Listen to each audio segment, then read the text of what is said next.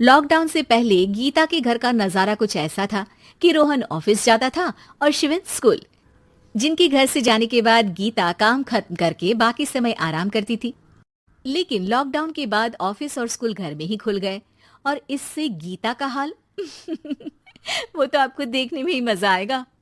शिवेन, ओ शिवेन, महाराज उठने के लिए क्या 21 तोपों की सलामी लेंगे? अरे बिस्तर से बाहर निकल, ऑनलाइन क्लास स्टार्ट होने वाली है।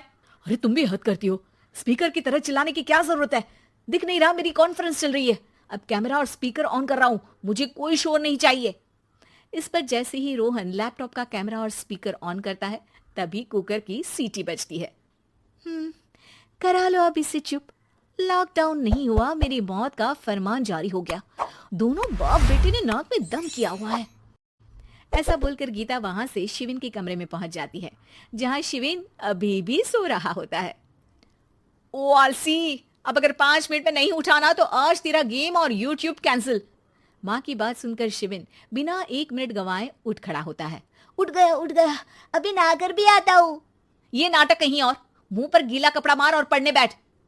शिविन की ऑनलाइन क्लास स्टार्ट हो जाती है, जिस पर गीता उसे वहां बिठाकर रसोई में चली जाती है।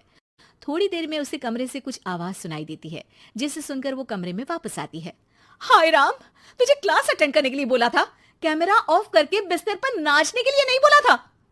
मम्मी मुझे कुछ समझ नहीं आ रहा, आप बाद में पढ़ा देना ना, वैसे भी अटेंडेंस तो लगी गई है।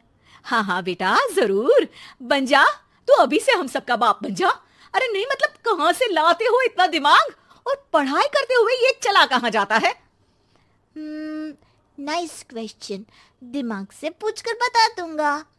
शिविन की बातों से परेशान होकर गीता उसे मारने के लिए जैसे ही आगे बढ़ती है तभी वो कमरे से बाहर भाग जाता है। अब शिविन आगे आगे और गीता हाथ में चप्पल पकड़े उसके पीछे पीछे पूरे घर में दोनों घूम रहे होते हैं। इसी बीच वो रोहन के पास पहुंच जाता है और शिविन को मारने वाली चप्पल रोहन के लैपटॉप पर जाकर गिरती है। ओए माँ! मम्मी, अब पापा को चप्पल मार रही हो? वो आज तक के रिपोर्टर, चुपचाप जाकर क्लास अटेंड कर ले, नहीं तो अगली तेरे पीछे लगेगी।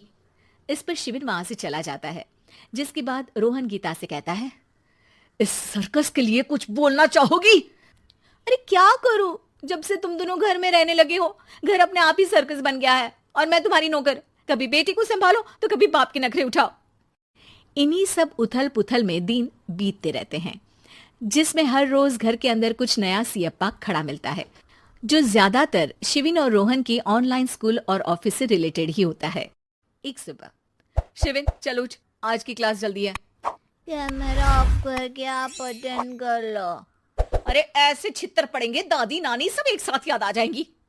गीता की लाख मशक्कतों के बाद क्लास तो खत्म हो जाती है, लेकिन उसके बाद शिविन फोन इस्तेमाल करते हुए इंस्टाग्राम रील बनाने लगता है। रसोड़े में कौन था? तुम थी, मैं थी, कौन था? कौन था?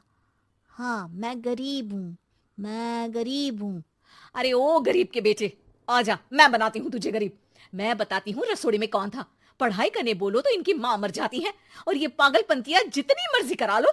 गीता शिविन को डांट रही होती है, तभी रोहन बीच में बोल पड़ता है। अरे बच्चा ही तो है, इतना गुस्सा क्यों कर रही हो? बेटे का साथ देने की इसी एक कोशिश में अब शिविन के साथ साथ रोहन भी गीता के गुस्से की सूली पर चढ़ जाता है। अगर बेटे पर इतना ही प्यार आ रहा है तो इसे क्लास अटेंड क्यों नहीं कराते, इसका होमवर्क क्यों नहीं कराते? उस समय तो बहुत जल्दी मीटिंग आ जाती है, वो काम मैं करूं और यहाँ इस बेफिजुली की चीज में तरफदारी करके बन जाओ महान। हे भगवान, कोई तो इनके ऑफिस और स्कूल खुलवाओ, मैं इन्हें और घर में नहीं सह सकती। अरे कुछ और मांग लेती, क्योंकि तुम्हारी ये विश इस साल तो पूरी होने से रही, कोरोना। हाय नास बेटे ने जिंदगी ही बर्बाद कर दी। खाए कोई पचाए कोई, कल मुझे चुन चुन कर सबको मेरी बद्दुआ लगेगी। उन्होंने दुनिया का और इन बाप बेटे दोनों ने मेरा जीना मुश्किल कर दिया।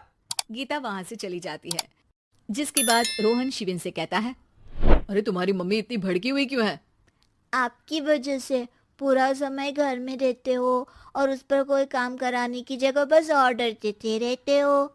अच्छा बेटे, सारा इल्जाम मुझ पर, पूरा दिन तो वो तुम पर ही चिल्लाती है। हाँ, मतलब दोनों का 50-50 है, कुछ करना पड़ेगा।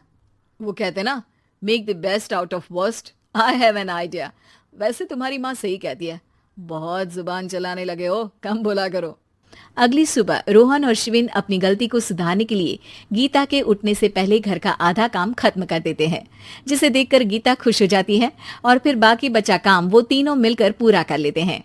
जिसके बाद अब वो सब मिल बांट कर हर काम में एक दूसरे की मदद करते हुए लॉकडाउन का मजा लेने लगते हैं।